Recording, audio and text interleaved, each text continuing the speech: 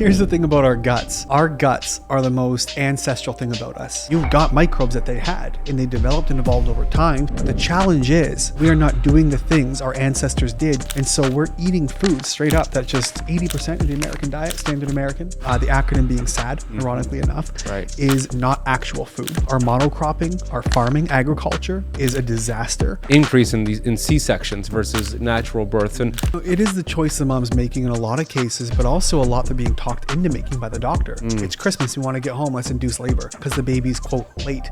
Nature knows what it's doing. We've known for a long time nature knows what it's doing. Stop messing with it.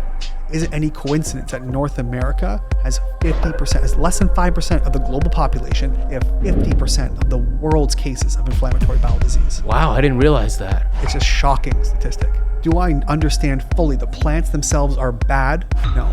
Do I firmly believe, without a shadow of a doubt, that what we do to them is bad? Obviously. It's what we're consuming, how we're consuming, when we're consuming, but there's a lot of gray area there. And I've seen people do well with plants and people do horribly with plants. We reverse Ben at a 93% success rate. That's amazing. It's unheard of. Yeah. Right? Take that, conventional medicine. Yes, suck that one. So when I look at plants, for the most part, plants can be very hard on digestive systems. Here's my theory. Hippocrates once said, a very long time ago, that all disease begins in the gut. And the man knew what he was talking about, because you fast forward to today, institutions like Harvard are understanding that leaky gut is like the first sign of chronic disease, and how so many people out there are dealing with some form of leaky gut, some form of chronic disease. And I even heard you say that 72% of American adults, or Americans in general, complain about digestive issues on a weekly basis. We also understand, Josh, that the gut is connected to the brain. Whatever happens in the gut happens in the brain, and vice versa. So many people that are watching right now, that are listening all across the world, deal with digestive and mental issues. And I could list a whole bunch. I'll list a few: depression, IBD, Crohn's, colitis, acid reflux, gas, bloating, brain fog, etc.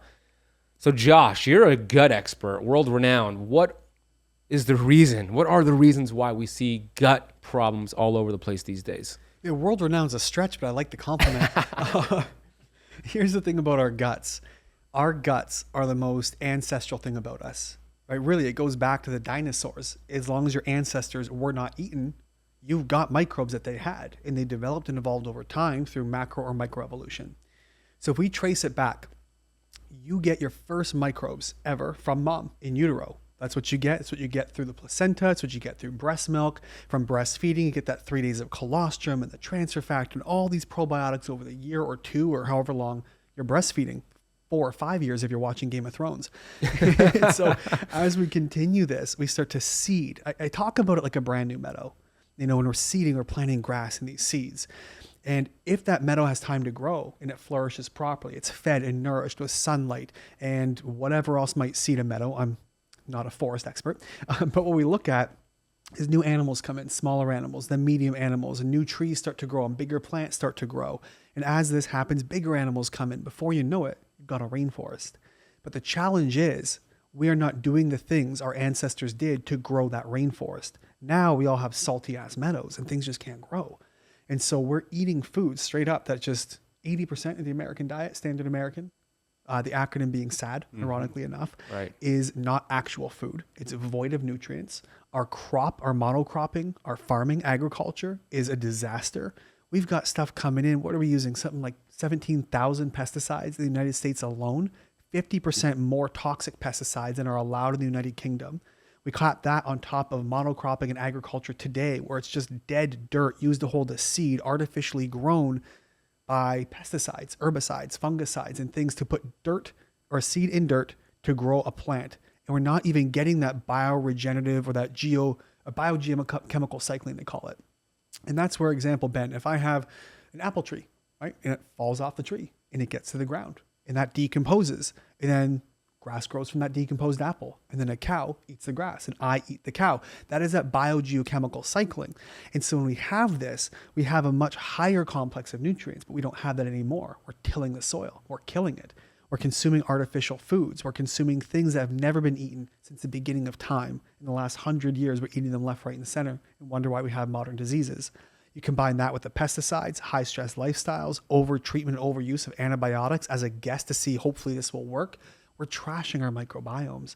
And in that way, we are creating imbalances in that ecosystem, which is a remarkable thing to talk about. I know you've talked about lots on your show, the 100 trillion plus, and I could go on and on about the microbiome, but we're destroying it. In that way, we're creating all this extra ash, we'll call it.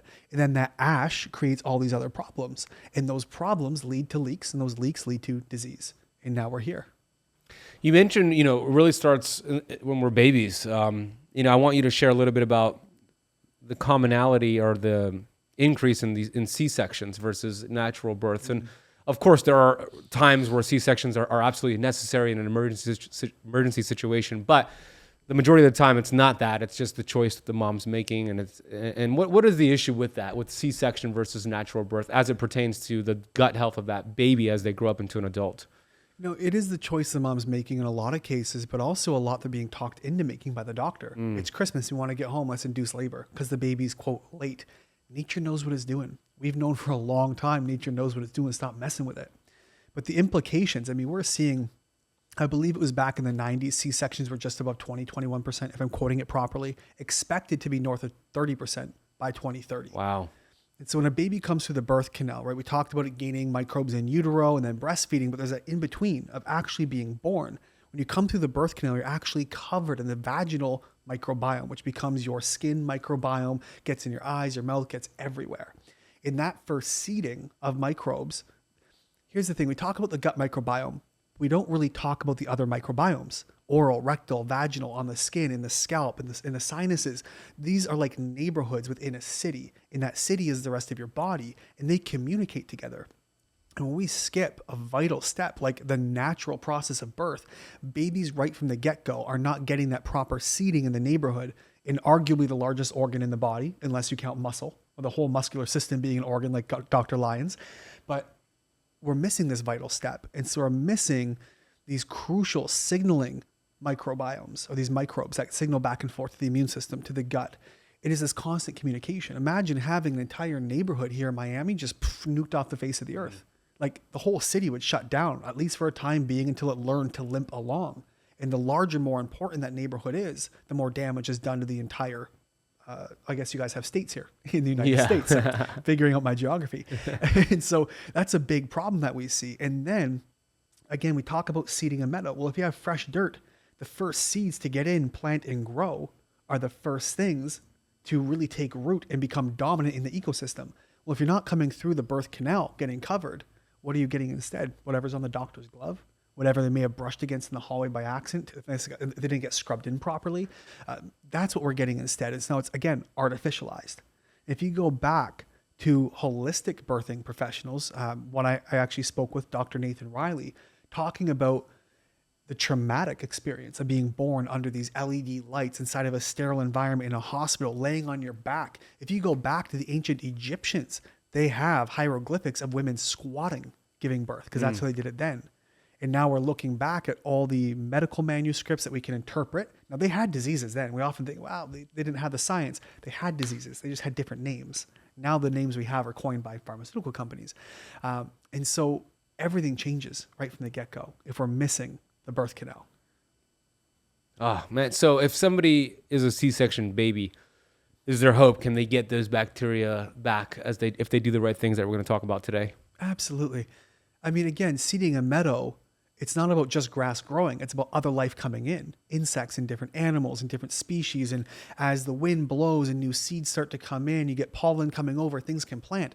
So the very nature of getting outside and being in nature, right? The very nature of playing with animals, playing in the dirt, experiencing things, traveling actually introduces microbes from everywhere. Yeah. So having a dog is like I remember Dr. Zach Bush shared, it's like having a fecal transplant. Yes, it is. Right from dog anus to mouth to your mouth. Yeah, exactly. Right. Yeah. So my dog's here. You have Bruce, Wayne, your dog over there. That's helping our gut. So get a dog if you want to improve your gut health, and of course oxytocin and serotonin and all that good stuff. Here's what might get you about pets, and I'll take it one step further, even to like land. There was a study I had actually quoted recently for one of my short episodes on my podcast, and I don't remember the name. I can cite it for you if you want. But long and short, what they did is they compared the microbiomes of infants versus adults in North America, and then infants versus adults in Nigeria, both urban and rural communities. So we had 3 different points of data.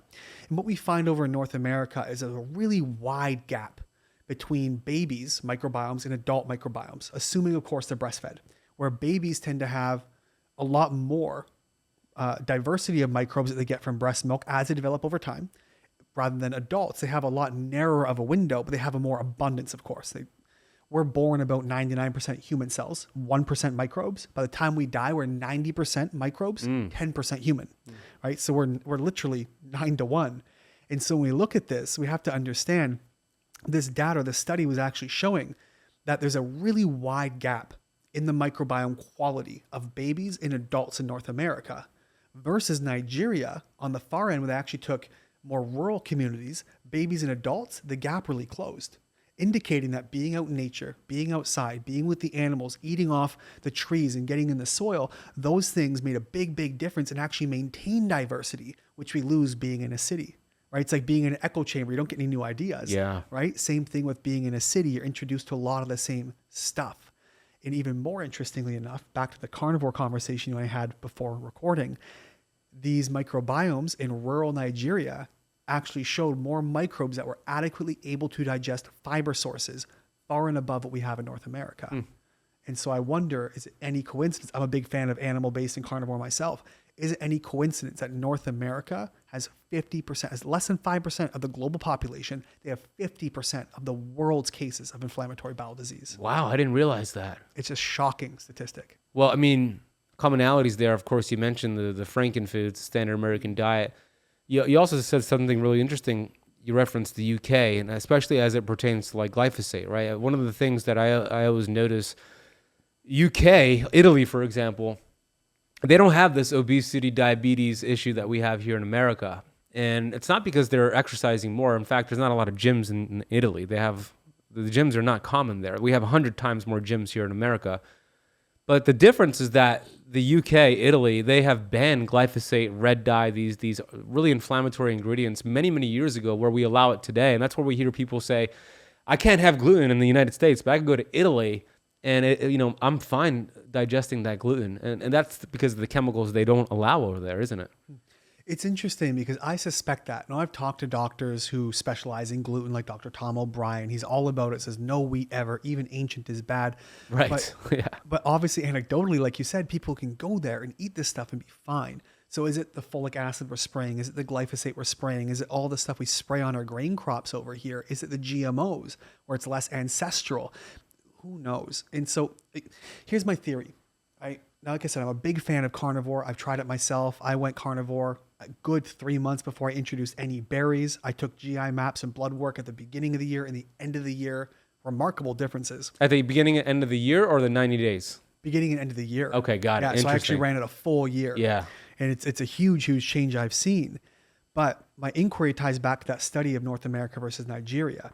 Is it the plants themselves that are actually bad for us, right? Like a lot of the carnivore doctors will say they are. Or is it what we're doing to the plants and how most of them are not actual plants that have been around for thousands of years? They're bred, they're hybrid, they're all kinds, they're bastardized, really.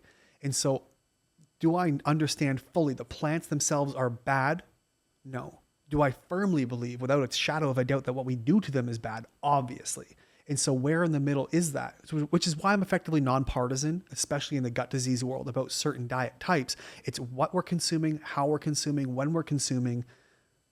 But there's a lot of gray area there. And I've seen people do well with plants and people do horribly with plants for a lot of reasons we can get into.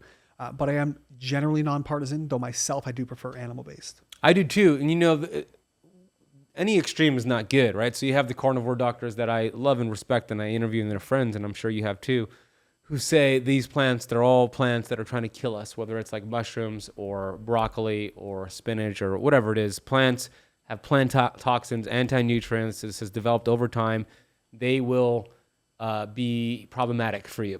But then you have other people who say, well, actually, like I could have certain plants and actually makes my gut microbiome stronger, increases my diversity. So, what is this? What's the answer there? I think, Josh, that it's dependent on the health of your gut, right? Because if you have a healthy gut, which most people don't, but if you have a healthy gut and you introduce these plant toxins, wouldn't they act as a beneficial stress, a hormetic stress, where now your gut microbiome was adapting to it and getting better and actually creating more diversity, versus somebody who has a compromised gut, leaky gut.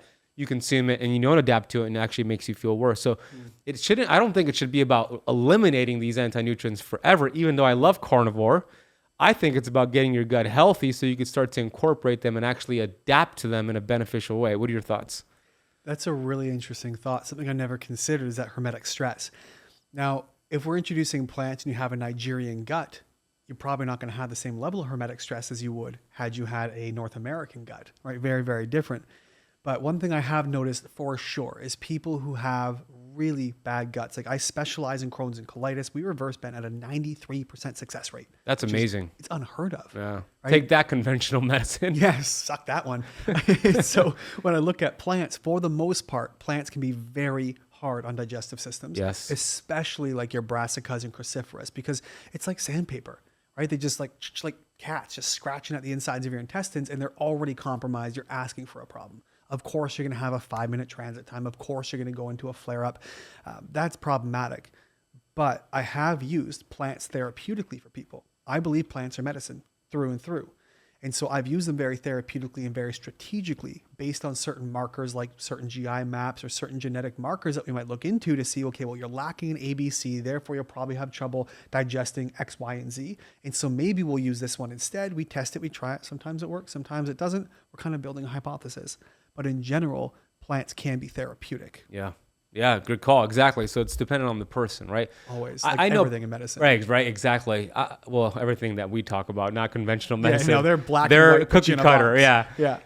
I personally know, like for me, high oxalate foods, I don't do well with. Like if I have a ton of almond flowers, kale, spinach, I get joint pain, I get brain fog, I even get styes like in my eye from the oxalates, the oxalic acid. But when I avoid those and I have lower plant toxin foods, like I could do well with broccoli, Brussels sprouts, arugula, lettuce. Lettuce is not really anything, and I could feel fine, right? So there are certain vegetables that I do well with, some that I don't, and I know that because of how I feel. And I think a lot of people are not paying attention to how you feel the next day or two after you consume these foods, because your body might not give you a symptom right away. It might give it to you 8 hours later with a headache or brain fog, or even 3 to 4 days later, right? But if you could tie that symptom to that food you ate, you could understand, well, maybe that's not a good food for you right now until you start working on more things that we're going to talk about and improving that gut microbiome. Yeah. And it's really interesting because, again, Western medicine, it's so funny how the culture of one translates to another.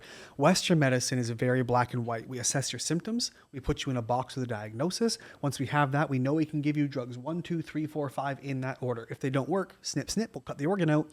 And that's basically it. It's boxing, and it is cookbook, cookie cutter medicine. When we're talking about this, it's all grayscale. Everything's grayscale. Yeah. And so how do we introduce certain things? What do we use? But Western medicine, the culture of it has really permeated diet culture and everything else, be it through marketing or intentionality or by happenstance, because we've all learned from our doctors growing up till we learn to learn for ourselves.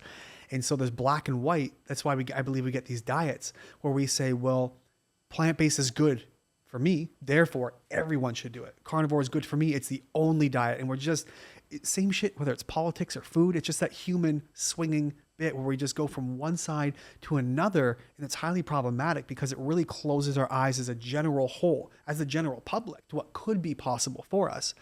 And I think truthfully, I see the same thing in my practice where, again, dealing with Crohn's and colitis, I put up a video of a testimonial. A fellow was 30 plus bowel movements a day, pain, blood, the works. And within 3 weeks, he was down to 3 and 4 bowel movements. Wow. Comment, bullshit. Right, perfect. Right, because our doctors taught us. And so this is all we know. This is what we know. It's all that can be true, regardless of the fact that we learned different things. Right? It's like looking at 2 guys who do trades, a roofer, a plumber, an electrician, a framer, and going, yeah, well, they should do all the jobs. And if they don't, well, the rest of them are liars. It doesn't make sense. You're in the same house, but it's a completely different skill set. Yeah, it's a good analogy. You're right about conventional medicine. We've been brainwashed to believe that symptoms are bad. These diseases are bad, but they're in fact really important messages from the body, right? They're the check engine light. And the analogy I always give when I'm like lecturing on stage and I'm trying to make a point that your symptoms are a gift from your innate intelligence is somebody who like went out last night and let's say this lady ate a whole bunch of food. She like gorged herself. She had a couple of pizzas. She had beer. She added some wine to the mix. Yeah. Let's say she had prunes and ice cream and she just completely gorged herself. So obviously she would wake up the next morning and she'll have a whole bunch of symptoms. She feels. I love that you put prunes in there. Yeah, prunes. You know, I don't know why, but yeah, let's say she had some prunes too, thinking that it's good for digestion. And she woke up the next morning and she has symptoms now, right? She has acid reflux. She's bloated. She's puffy. She's got diarrhea. And the average person, what are they going to do? They're not going to go to Josh. Unfortunately, the average person will go to their conventional doctor. And they'll make an appointment and they'll explain their symptoms to their doctor and the doctor's listening and the doctor will say, no problem. Here's a prescription for an antacid, anti-flatulence, for their medication, like go to pick up your medication. But if the doctor would have just asked the question, what did you eat? Oh, you ate all that. That's why you have the symptoms. Don't do that again. Problem solved instead of writing 5 prescriptions, which is not going to get to the actual cause. It's asinine.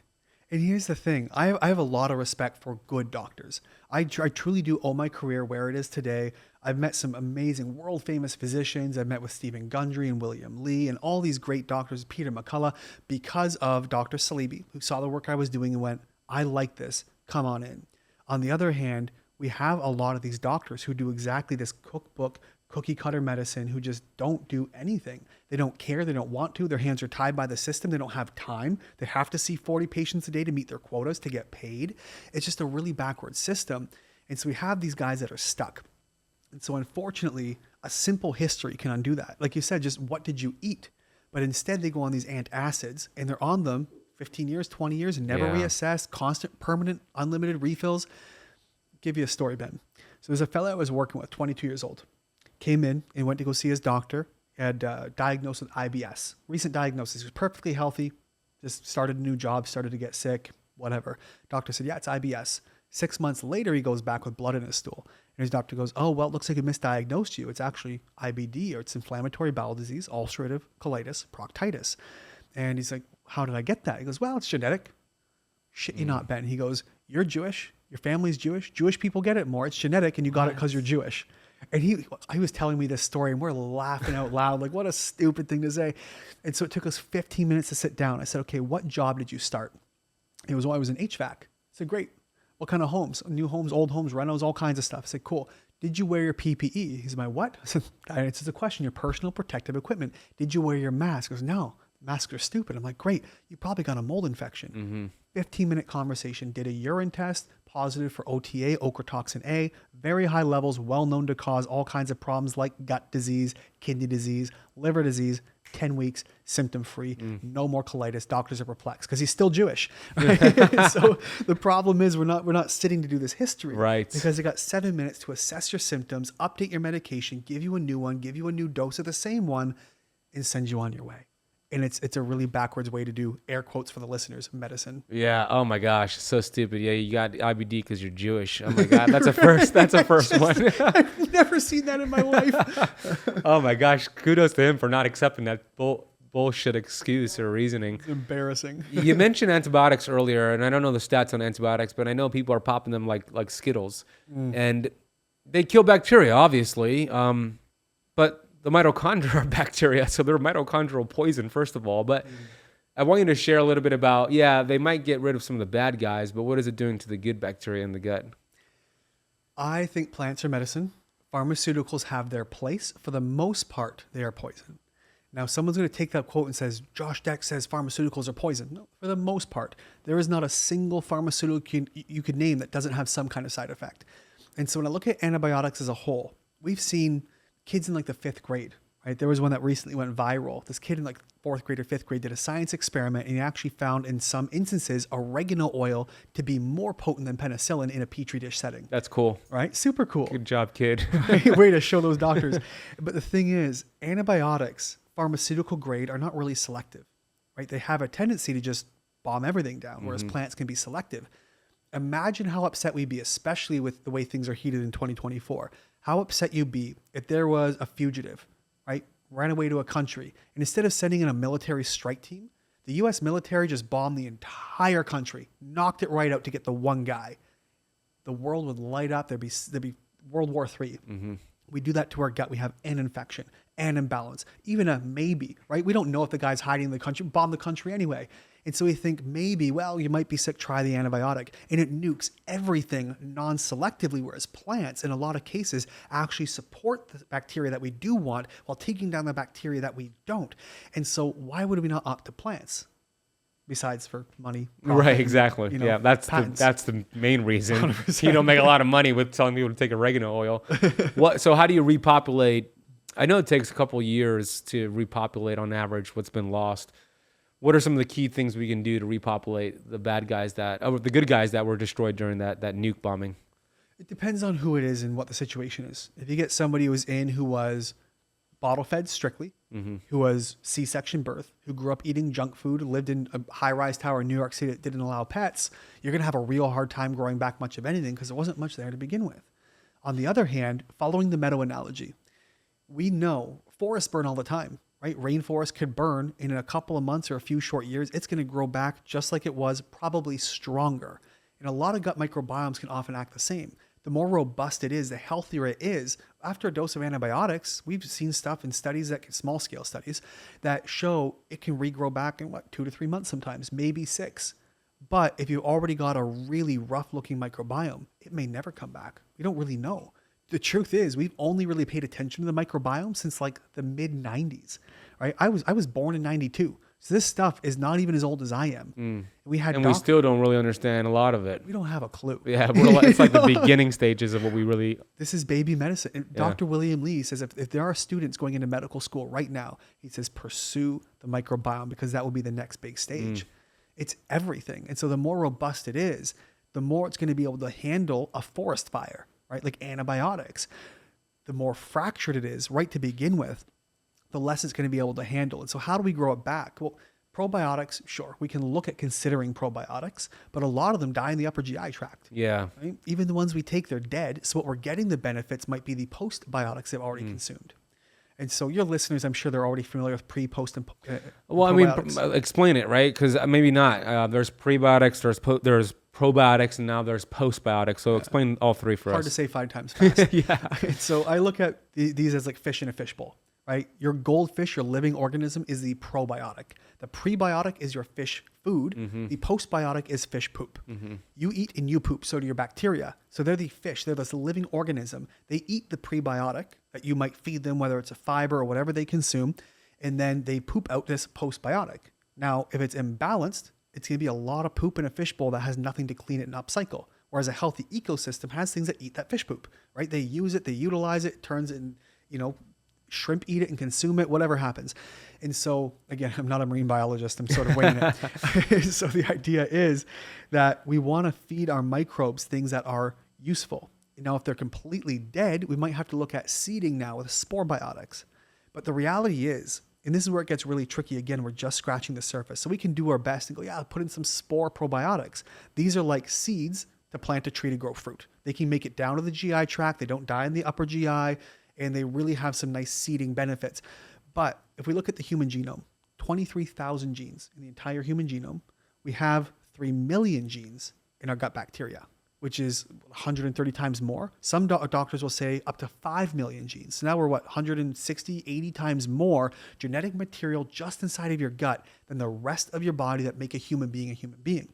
And so to say, yeah, I'll try this spore probiotic supplement with 5 different strains, man, you're a grain of sand on the beach. Yeah. We're hardly touching just it. Just a drop in the bucket. Right? So how do we regrow it? I don't know. Let your dog lick your face. Yeah. Get outside. Let your dog lick your face. Get exposed. The crazy thing is that, of course, the last, 4 years with COVID and the lockdowns was the opposite. And what that did to make a situation that was already bad worse with the gut microbiome, when people were now putting masks, using sanitizers, staying away from each other, not hugging each other. And that's still going on to this day. And that's detrimental to the gut. They're wearing masks outside in the fresh air. Yeah. I've seen it in the ocean, in Miami Beach here. People wearing it in the actual water. I've seen them wearing it in their cars by themselves. I still see that too. So you want to expose yourself. When I go to these conferences, these are like opportunities for me to increase my diversity, right? To hug people and communicate with them. And swap microbes. Like we're swapping microbes right now, being in the same room here. We are. With Ziggy, with your wife, and with Bruce, my fiance. For the listeners, we're not all making out. We're not licking each other. No, we're not making out, but we're in the same room, breathing in the same air. We are. Yeah. And what's interesting is you have our microbiomes in this ecosystem on us, but you have your holobiome, which is around you. Arguably enough, up to, wild guess, Ben, how far do you think that holobiome actually extends? The holobiome? It's kind of like your dust cloud, like Pigpen from Charlie Brown. I'm going to say 3 football fields. That's actually a super cool guess. 6 feet. Oh, that 6 feet. 6 feet. Okay. How far are we supposed to stay away from each other? Yeah, 6 feet. 6 feet. Oh, interesting. Now, guess random connection. Interesting. I know there was a study back from like the 1800s that kind of guessed maybe we should stay 6 feet away. That was just, they didn't discover bacteria until 1856 anyways. And so who knows where that number came from? But our holobiome, that pigpen cloud that we have around us of your microbes and skin cells, that goes 6 feet. What's really interesting is a side bit for the nerds out there. Obviously, forensic science has gotten really far, right? They use all kinds of DNA and hair analysis, and they could even tell, like, if I murdered you today, Ben, inside your own house, and they were to find me, they could take fibers from this shirt off this chair, figure out when it was manufactured, where it was, what batch of those shirts got shipped to where, who purchased from that batch. They could trace it back and find me anyway, even without the video. It's wild. Yeah, don't kill me. No, I won't kill you. No, you're all right. I like you. I haven't killed anybody yet today. Today. And so if we look at this, like there's going to be some evidence now coming out, and I've heard some mutterings, is that even your holobiome, they're going to be able to trace that one day too and use that for forensics. Interesting. So like it's a real tangible thing. Holobiome. Yeah, this is new to me. Yeah, I know Ben also scooched back about 2 inches after I just said I was going to kill him. No, I didn't. That's interesting. Okay. Minerals, minerals, minerals. You hear a lot of people out there speaking about the benefits of taking minerals. And it is important because in this day and age, our crops, our fruits, and our vegetables, they are depleted of minerals. The crops we have today are very different than the crops we had 10, 20, 30 years ago. And if you're doing a low carbohydrate, keto, carnivore diet with fasting, this is especially important for you because what happens when you lower insulin on these diets and fasting, you're gonna shed a lot of extra water weight, body water weight, which is great. You're gonna feel lighter, look lighter, but the problem is that your kidneys kind of go through this diuresis process where it sheds minerals and electrolytes. So you've heard of the keto flu, you've heard of symptoms doing keto and fasting. People just don't feel good sometimes. This is the number one reason why. So my go-to for replenishing my electrolytes and my minerals, for enhancing my immune system, for gut support, for detoxification is Beam Minerals. I love Beam Minerals because it's simply a liquid I drink every day. It doesn't taste like anything, it tastes like water. And I know I'm replenishing those electrolytes and those minerals. As a matter of fact, it has fulvic and humic compounds, and these have over 70 trace minerals and really important electrolytes to replenish your body with. They have these incredible sprays that I take with me when I play basketball, when I'm on the go. If you have muscle cramps, you spray this directly. They're called the Insta-Light spray. There's also the capsules that I take with me when I travel, the Electro Boost capsules that I take with me to make sure when I'm traveling, I'm supporting the immune system and I'm staying hydrated and my minerals are being replenished. Check out Beam Minerals over at beamminerals.com. Use the coupon code Azadi, my last name, at checkout to get a nice discount. That is AZADI at checkout over at beamminerals.com.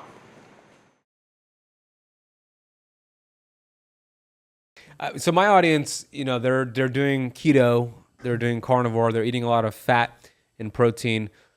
One of the biggest things I've seen, Josh, and I've taken a few thousand people through these different like keto, fasting, carnivore protocols over the years, and there's always people that breeze right through and they feel great, and then there's people who don't. And what I've seen, the commonality with those who struggle with ketosis in particular, when they increase their fat load, is the fact that they're not able to break down that dietary fat because their liver is so sluggish. They're producing this thick bile, not enough bile. They have their gallbladder removed. Whatever it is, they have they have hepatic biliary sludge, thick, nasty bile. So one of the things I do is I identify that, and we do some things. We incorporate bitters, bitter-rich foods. We incorporate maybe ox bile, bile salts, etc. What are some things you can share as it relates to those doing keto to improve their digestion for somebody who's getting loose stool, diarrhea, they're not really breaking down the fat the right way? What are some tips you can offer them? First thing is detox and drainage pathways. And so it's really interesting. So again, it always comes back to the gut. Like I look at everything, like you quoted, it was Hippocrates, right? Where all diseases begin in the gut. We even know now, like through the work of Alessio Fasano, right? All diseases begin in the leaky gut. That's the Harvard article That's I the referred Harvard to. article, Yeah. yeah. And so we know it happens. And so the question is, how does it happen? How does it get sluggish? Well, we have these things called EIMs, or extraintestinal manifestations. Now, the more extreme the gut disease, again, I see a lot of Crohn's and colitis. I even see severe IBS in my practice. But all these people have leaky gut. Now, as a simple analogy or a simple understanding of leaky gut, you have these cells that are held together with these gap junctions. Now, when they become inflamed, they leak. Right? And the more leaky they get, the bigger the gap between them and the more things that leak out. But little known is leaky gut is actually a defense mechanism. It's a good thing, right? Like inflammation is there to heal you. Leaky gut is there to wash things out, right? So I'm sure many listeners, I absolutely have in my lifetime, have experienced, well, eat something, 10 minutes later, I'm sitting on the toilet, it's coming right out of me. What happened, your body identified that. It's typically identified by the TLR4. We call those toll-like receptor number 4, right? Between the stomach, small intestine, like guards. They stand there like Gandalf, right? You shall not pass. And they will open things up and literally create leaky gut. What it does is opens the cells to bring water in. Imagine you're putting your thumb over the hose, right? To like wash down the driveway. And they're trying to flush this stuff out. And so the leaky gut is a defense mechanism to bring things in, to wash it out so it doesn't get broken down, digested, or absorbed into your system. But the sustained leaky gut now becomes bidirectional. Instead of water leaking in, things leak out. That can be microbes. It can be pathogens. It can be whole chunks of food. You can literally see chicken proteins in people's blood. It's wild. And then we wonder why we have all these, food sensitivities. And so all these things, these toxins build up, and we call them endotoxins, or LPS, lipopolysaccharides, and they circulate around. Now, between the small intestine, it's only one cell, which is like 1/100th of a strand of hair. Yeah, it's really tiny. Super tiny, super thin. Microscopic. And so things leak through and they get into your blood and your lymphatic system. It's only 2 cells in the large intestine. Well, something has to filter that out, which is going to be your liver, your blood, your kidneys, your lymphatics, and of course your gut's going to try to flush things out itself. So we have these major drainage pathways, and of course your skin. And so your liver, it's a major part of digestion, hundreds of different chemical functions. It's a major part of course, metabolism, digestion, and of course, breaking down fats. Now, many of us hear liver and we think, well, alcohol. Alcohol is bad. My liver breaks down alcohol. Your liver is for it balances hormones, blood pressure. Like it does so much for you. And the I call the liver the soccer mom organ. I like that. It's just juggling all the kids. Does everything, yeah. It absolutely is a soccer mom organ.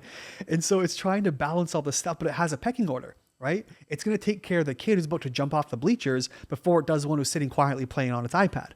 And so the kid jumping off the bleachers is your toxins, your poisons, your alcohol, your whatever. There's a reason you have indigestion when you drink, because your liver is prioritizing poison before digesting food. It has a pecking order. Now we have these toxins coming in from our gut, and it's trying to get rid of these and break these things down. On top of, I forget what the percentage of population has non-alcoholic fatty liver disease. I don't want to say north of 30%. I'm pulling a number out. Might be guessing here. Don't quote me on that. But it's a staggering number of people due to things like corn syrups and junk food and, of course, inflammation.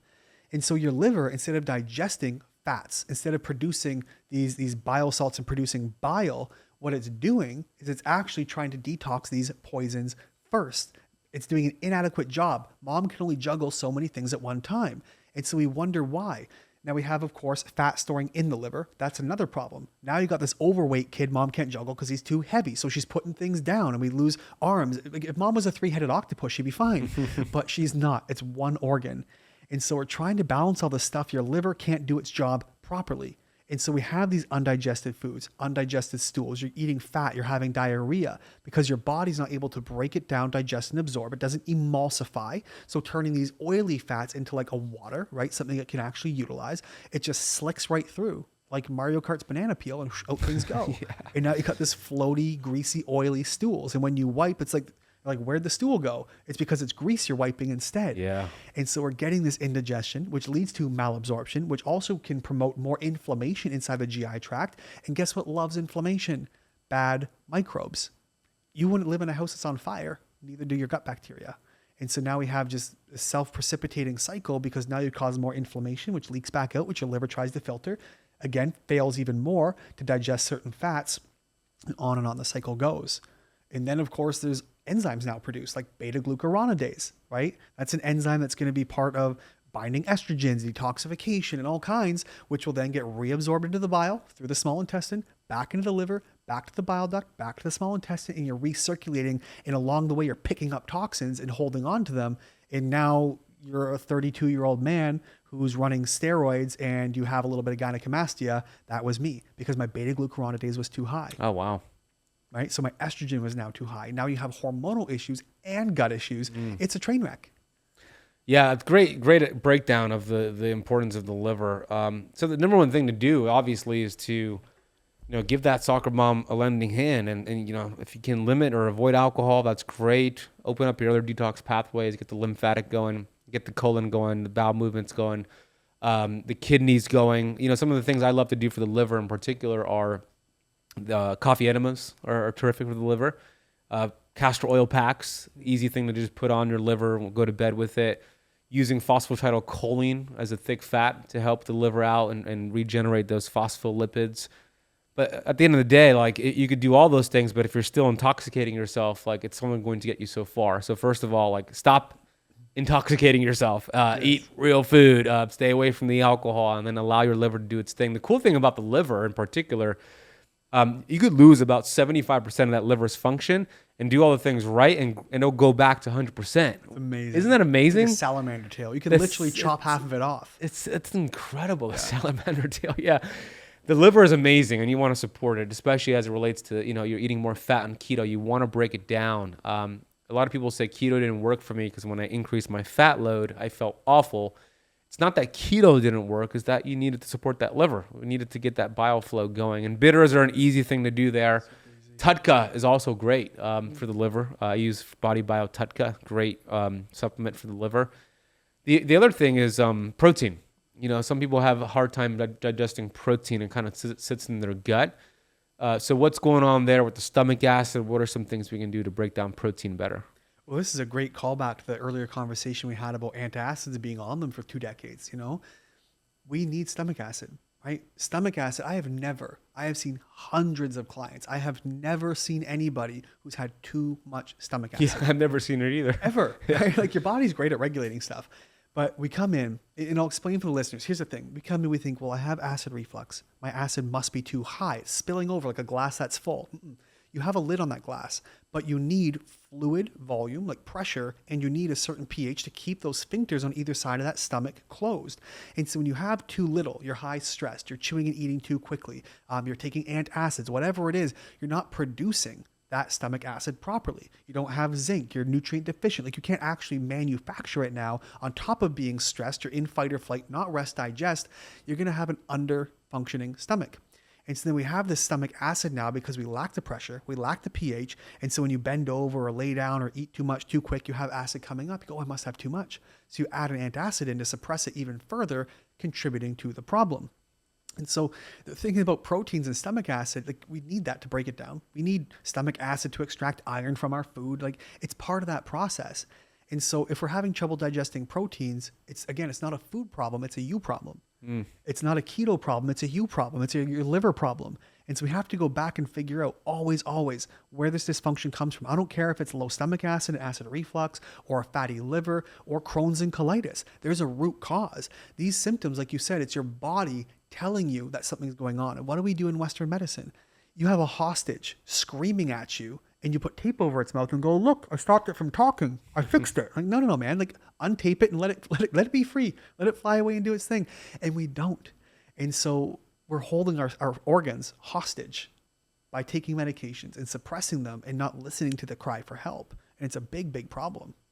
Big problem. When I first met my fiance, she was having a whole bunch of heartburn, every day.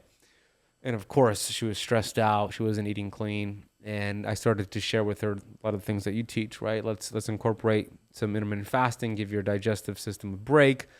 Let's work on activating the parasympathetic nervous system before you go into a meal. Let's work on the mental stress. And Now it's rare that she ever gets any acid reflux going on, right? We didn't do any medication or anything like that, but it's exactly, to your point, it's not that she had too much acid.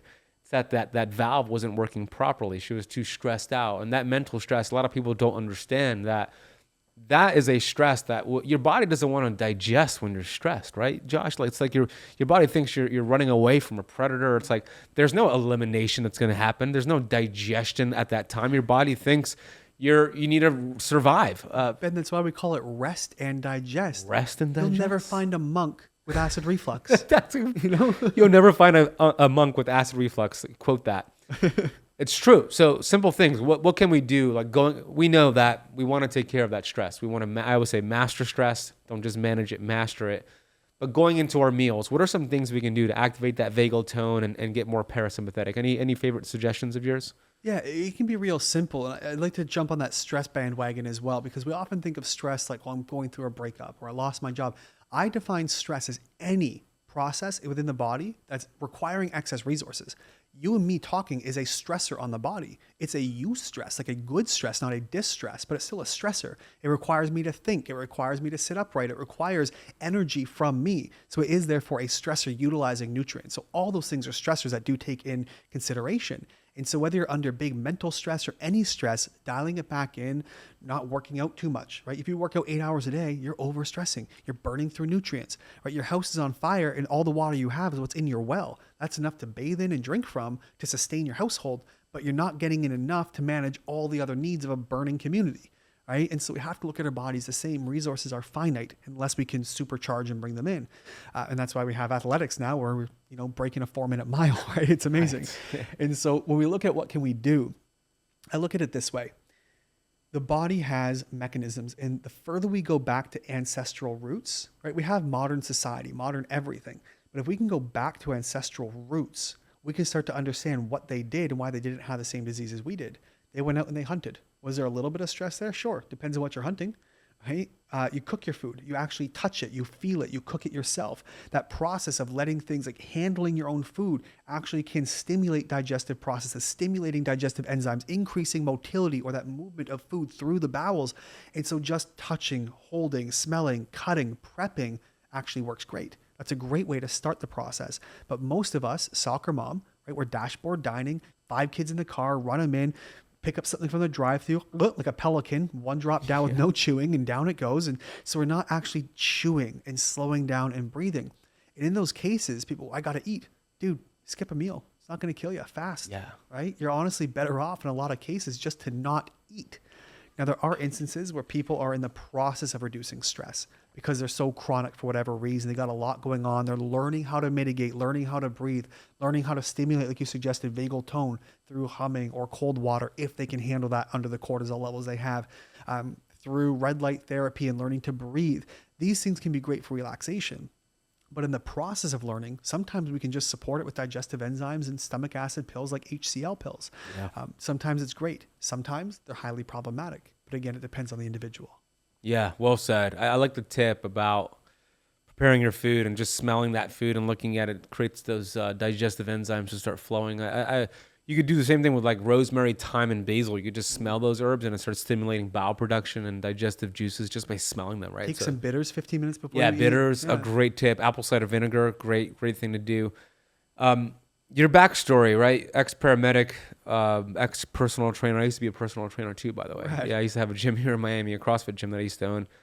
What were the steps for you to start really getting focused on gut health and specializing on what you're doing now?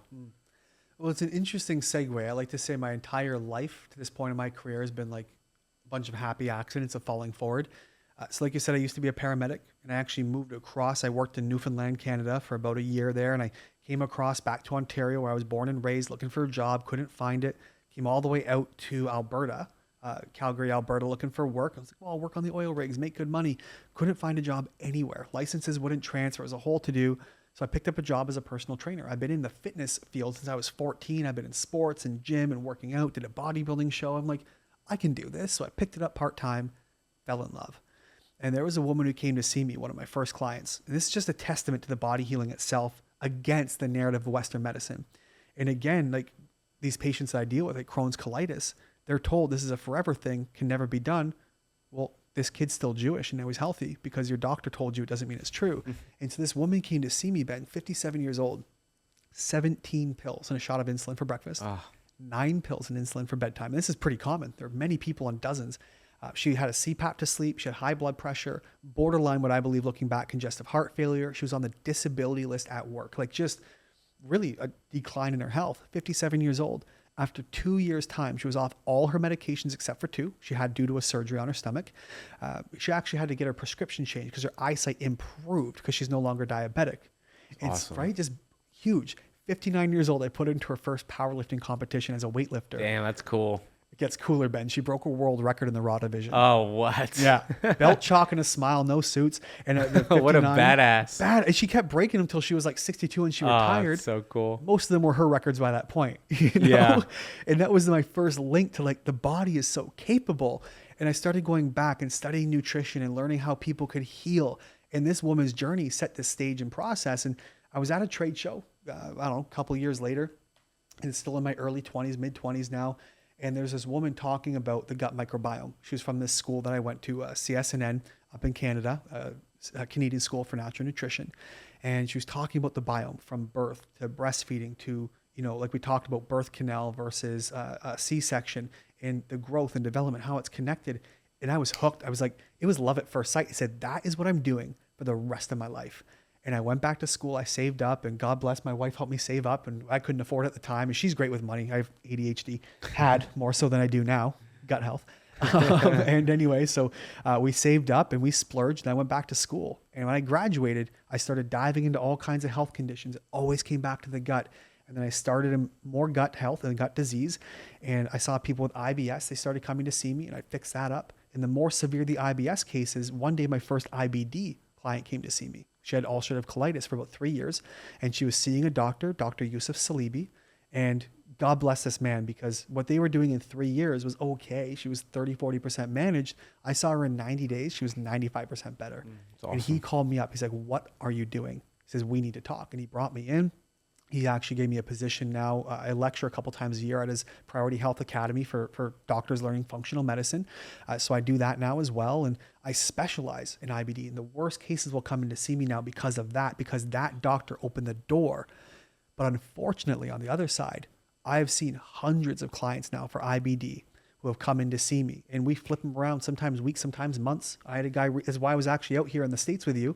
I was just in Dallas, Texas doing a TV show, Know the Cause, because the client we turned around, 16 years of ulcerative colitis, every drug, every protocol in the book, 6 months, no signs, no symptoms, That's awesome. Perfectly fine. And his buddy said, let's get you on the TV show. And that's why we're here. Now, that's the level of success we've had. But unfortunately, I've had, like I said, hundreds of people. I have in my entire career had 5, maybe 6 GI specialists actually say, I'm interested, we'll talk. I've emailed it, followed up. And again, they're busy. They're 40 patients a day, get the medications, they're stuck in a system. I have to this day had one doctor in my entire career sit down with me, and that was Dr. 𝙎𝙬𝙎𝘍𝑬𝑐. Wow. Yeah. Wow. Well, kudos to Dr. 𝙎𝙬𝙎𝑬𝑐. I'm sure there's going to be a lot more. I hope there's a lot more who sit down with you and learn from what you're doing. I hope so. That's the idea. One of the things that I see popular when you get into health and nutrition, fitness space in particular, is people talking about eating every 2 to 3 hours or so, like revving up the metabolism. And in the beginning, I used to be for that. I used to teach that, eat every 2 to 3 hours. But now I realize you're going to age yourself faster the more frequently you eat. But I want you to share what that's doing to the digestive system, how when you're eating frequently and you're not taking a break, whether it's fasting or time-restricted feeding, the overwhelm that it takes to process that food. I don't care if it's healthy food. If you're eating every 2 to 3 hours, what about the migrating motor complex? You're not giving it enough time to clean things out. So what are the problems with eating frequently as it pertains to gut health? Simply put, imagine revving your car at 3,000 RPM all day and never letting it cool off. You're going to destroy it very fast. Burn through the motor oil, you'll get leaks and stuff. You'll start heating things up. You'll melt the engine if you go hard enough, fast enough, for long enough. Right? I mean, it's crazy. And so, like you said, the migrating motor complex, great place to start. You never give that engine a chance to cool off. It has to turn up and turn down. If it's always on, you're going to start burning some stuff out. And so we look at this, and again, the reason I always come back to Crohn's colitis is because I look at this, and this will help the listeners understand. Maybe I should have prefaced.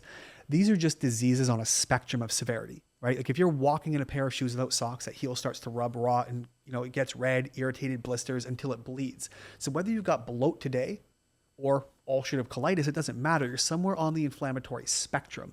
And so when I'm talking about this applies to everyone with any kind of gut issue. And so that's why I reference the worst of the worst. We'll lead with that. And so when we're talking about what's wrong with eating all the time, you're never giving these already burned out tissues a chance to rest. Your bacteria have to break down, digest, and absorb just like you do, right? We eat, we poop. Your bacteria eat, they poop. If you were eating nonstop, you no longer have a digestive system. You have a conveyor belt, right? Which is very problematic. And if you take a conveyor belt and throw it out of timing, imagine Ford Motor Company. You took 5 guys off the line. Disaster. Train wreck, right? Everything all over the place. Cars coming out half baked. It just doesn't work. And so we have to look at how the body actually needs rest. And it's similar again to like mitochondria, right? After 12 hours of not eating, you actually start to produce more energy within your cells. You get better production, better processes, better cellular health. Similarly, inside of the gut, we've seen benefits to the gut microbiome from fasting. Now again, severity, the more severe you are, maybe fasting for long periods is really bad. Sometimes it's very, very good. If you're in an active flare-up, your gut's really inflamed, sometimes just resting it with things like bone broths or nothing, just go on a water fast, can be very beneficial because you're just allowing it to re-regulate itself without any interference, right? Eventually, imagine a self-sustaining conveyor belt. It'll just fix itself if you stop sitting on it and dropping things on it, putting weird shapes and sizes. It'll just eventually knock everything off and start to re-regulate and rerun all by its lonesome. But we're constantly adding new food into our gut, new things, new irritants, new inflammation, new stressors, new whatever. And that eating every 2 or 3 hours, not only is it bad for the hormones, but we don't see the same benefits of the gut microbiome and the same outcomes. We don't see the same metabolic outcomes. We don't see the same digestive outcomes for people eating all the time. And throw in a fun fact for you. Studies suggest that the average American eats 17 times a day. Yeah, I talk about that a lot. Right? Grazing, eating, picking, like whatever. It's wild. That was actually, it is wild. That study was done by my friend, Dr. Don Klum. And what he did, it was a patient population survey. So it was a survey, but there was hundreds of people in the survey. And they simply just put down every time they wrote down every time they ate something, And that could be a full meal, or it could be, a handful of almonds, or just walking by the counter. Yeah, anytime they raise glucose and insulin, essentially. And the average person, to your point, was doing that 17 to 23 times a day. Pretty much every waking hour or two, they're putting something in their mouth, starting the digestive process, that conveyor belt, raising glucose and insulin. That is a fast way to age yourself. And whenever I talk about that, man, guys like Lane Norton and other fitness pros come after me like, they think it's bullshit, right? When I talk about eating frequently is gonna age you faster, it will, because you're starting that conveyor belt over and over and over. And if you just think about all of the resources that it takes to digest food, it takes a lot of energy. Especially glucose, which that's what the average person's eating, high carbs, high sugar, right? Yeah, that's a toxin when it's elevated in excess, right? Glucose is a toxin, and then insulin needs to come, and then over time, and insulin resistance, and then type 2 diabetes. And you can see how this all started with eating. Pretty basic math. Yeah, pretty basic math, right? Like this is what's your predictable future. So give your digestive system a break. And that could be, intermittent fasting, 16 hours daily, at least 12 hours. There's different thought processes behind how long it takes to digest a meal. And I want to know your thoughts. But when I asked Dr. Zach Bush that question many years ago on my podcast, he said he gave the University of Virginia study where they took these college students. So we know the younger you are, typically the faster your digestion, right? The older you get. Is that fair to say? The older you get, the slower it becomes? Arguably so. And truthfully, that's not something that I've studied a ton in my scope, because for me, repairing the worst of the worst in the gut disease, motility, it's a part of it, but age-related motility is so negligible. It's truthfully something I don't have enough knowledge on to even speak on. Okay, got it. Yeah. Well, according to what I've seen, that is usually the case. The older you get, the slower your digestion. Mm-hmm. So keep in mind, these were college students, so they typically they should have faster digestion, right? Sure. Fair to think that. And what they did is they gave them 800 calories of mellow mushroom pizza, which is this popular pizza chain in Virginia. I never had it, but 800 calories of pizza. And then they tracked how long it would take to digest that before it entered before it like entered the small intestine, and then it obviously goes to the rest of the process. But it took about 12 to 14 hours on average to get into there and then start digesting it fully. And then, of course, a few hours later, it's fully digested, which means the point that if you're having pizza, if you're having a standard American diet, it might be taking 12 to 16 hours to process that. And if you're not at least fasting for 12 to 16 hours, then you're eating another meal on top of that. And there's never a chance to fully process and digest that meal because you keep introducing new stuff into the system. That's not good. That totally makes sense. And while you were talking, my brain just sort of backed out and worked on the logic as to why your gut might slow down while you're older. So a bit of a backtrack. Yeah. But my thought would be this: as we age, right, telomeres shorten, the cells become senescent, or they kind of turn into old zombie cells. Yeah. And your body is great at regulating itself and communicating across all platforms, be it hair growth or whatever it is. And so why wouldn't it slow down digestion? If you have less cells requiring active processes, it would slow that down. Otherwise, you become obese as you get old. Makes sense. I worked that out while you were talking. No, that thought process makes sense to me. Yeah. So anyways, the reason I say all that is because there's no need to snack. It's not going to speed up your metabolism. As a matter of fact, animals in nature who have a fast metabolism die faster. They have a shorter lifespan. Yeah. You don't want a fast metabolism. You want an efficient one. Your website, Josh, is gutsolution.ca. So look, if you're dealing with any of these inflammatory conditions, the IBD, Crohn's, colitis, etc., you said you have a 93% success rate. Is that what you said? 93%. Yeah, Pretty more like 92. We recently had a fella, unfortunately, joined a little on the late side, and we just couldn't nip it fast enough, who wasn't able to actually keep his colon. Those happen. But yeah, so it might be like 92.5%. Yeah, well, still pretty good. So check out the website. You also have a great podcast, which is the Reversible podcast, which I'm going to be a guest on soon. Looking forward to that. Yeah, me too, bro. I have a final question for you. Before I do, anywhere else you want them to go? Social media? Easiest place to find me, if you just go to gutsolution.ca, everything there is linked. I am available across most socials as just joshdech.health. That's Dech, D-E-C-H. But if you head to gutsolution.ca, it's all linked. You can find the socials, the podcast, the YouTube. You can find all kinds of stuff there. And you work worldwide, meaning like you don't have to live in California to work with you. Absolutely. And I mean Canada, not California. That's right. Sometimes I wish to live in California for the weather, but then I see what else is going on, and I'm glad I live where the air hurts my face. So. Hey, I want to take a minute to share something with you as we take a break from the video you're watching.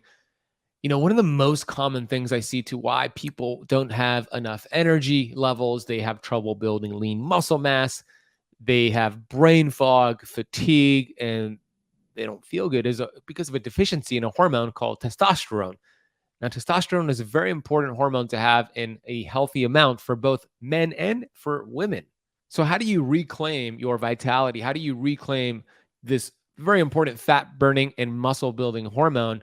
Well, you can do it with a powerful supplement called Upgraded T. It has been my go-to for naturally elevating testosterone levels. Upgraded T is from Upgraded Formulas, and it contains the highest quality of ingredients that have been proven scientifically to increase testosterone production. Now, as I mentioned, if you're a woman watching this is very important for you just as a man watching this right now. Upgraded T is a natural and safe way to boost testosterone levels. When you boost testosterone levels, it's going to increase your sex drive, vitality. It could help replace fatigue with all-day energy. It'll help you lose that stubborn belly fat. Testosterone is required for fat burning, so it'll help you with the last 5 to 10 pounds that you're looking to lose. It helps you be in a better mood, helps with your memory and focus. So here's the 3-step approach. Step 1, take 2 capsules of Upgraded Tea with water every morning. It does not break your fast. You can have it with food or without food. Step number 2, notice your energy levels and dominate your day with more confidence and more vitality. Step number 3, wake up the next day having better sleep and just keep doing what you're doing. As simple as that. So if you want to get your hands on Upgraded Formulas, Upgraded Tea, and any of their awesome products like their Upgraded Magnesium and their hair mineral analysis testing kit, head over to upgradedformulas.com. And if you use the coupon code ketosis at checkout, they're going to give you 15% off your entire order. That is upgradedformulas.com. Ketosis at checkout. We're going to drop that link down below. And let's get back to today's video. Final question. Vitamin G is my favorite supplement in the world. Helps with gut health. Definitely helps with gut health. Helps with that vagal tone to enter a nice meal and digest it properly. And of course, vitamin G is vitamin gratitude. Most powerful supplement vitamin in the world. So Josh, What do you have vitamin G for today? Well, at the risk of sounding like a total cheese ball, Kate, Yeah, my wife, your man. wife Kate, sitting right here. She's sitting over here. Hi, Kate. Hello, Kate. None of this would be happening without her. We would not be. I am not a good organizer. This woman could run a small country. And had I not had her with this trip, organizing the flights to Dallas and Miami and doing this, I call it my media tour. I'm very fancy. Yeah, right on. Had we not had her organizing this and taking care of this and managing the business, she's a CEO, the COO, the CFO. She does everything. I just show up on stage and do my best to look pretty. I would say that's my vitamin G. Damn, that's awesome. Kate, well done. Great job. Yeah, that's what a blessing to have that, right? What a great team. Well, I'm grateful that you made the trip, your media tour. Thanks for stopping here during your media tour. and I enjoyed the two locations, exactly. Yeah, no, it's awesome. I really enjoyed the conversation. So please, those who are watching and listening, share this with somebody you know. If you're watching on YouTube, post a comment, your biggest takeaway. Definitely subscribe if you're not subscribed yet. We're going to put Josh's website down below, his podcast down below, his social media down below, and all the timestamps and everything we reference could be found down below. So go check that out. Until next time, my friends, Josh, thanks for coming on the show. Man, it's been a pleasure. Man, thanks so much for having me. This is my first time in Miami. I'm digging it already. Welcome. Now you're going to the beach. Damn straight. Thanks, bro.